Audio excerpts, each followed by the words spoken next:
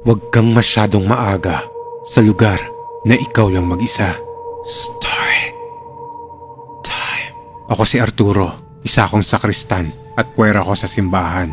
Noong 14 years old ako, nangyari ito. Isang normal na araw lang para sa akin to.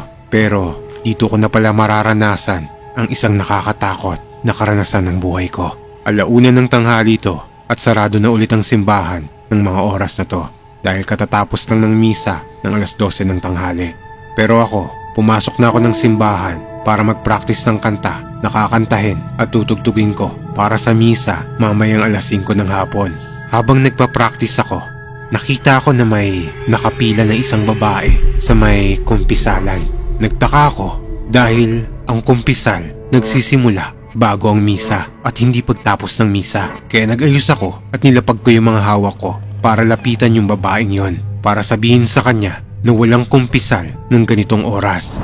Pero nung paglingon ko para lapitan ko yon, nagulat ako dahil biglang nawala yon. Inisip ko na baka nasa gilid lang siya ng kumpisalan nakapwesto. Kaya lumapit ako doon para tingnan kung nandun nga yon sa may gilid o baka umalis na yon. Pero nung malapit na ako sa kumpisalan, nagtaka ako kasi nakabukas yung ilaw ng kumpisalan ng kwarto kung saan pumapasok ang mga pare. Nagulat ako nang biglang bumukas ang pinto ng kumpisalan at dahan-dahang may lumalabas na isang pare doon. Pero ang nakikita ko pa lang ng mga oras na to ay yung kasuotan ng pare na yon. Pero laking gulat ko nang paglabas nun, bumungad sa akin ang buong anyo nun. Wala yung ulo at nakalutang yon na animoy damit lang pero may mga kamay yon. Sa sobrang gulat at takot ko, umaripas kagad ako ng takbo at dumiretso ako sa likod ng altar ng simbahan namin kung saan ako pumasok. Pero pagdating ko sa may pinto, nakalak na yun. Takang-taka ako dahil hindi ko naman nilak yung pinto na yun. Dito na ako mas lalong kinilabutan dahil sinilip ko yung pare at nakita kong papalapit na ng papalapit sa akin yun. Sumigaw na ako ng malakas at umiyak na ako sa takot.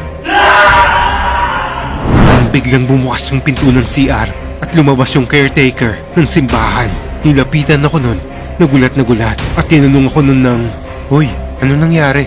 Bakit ka sumisigaw at umiiyak dyan?"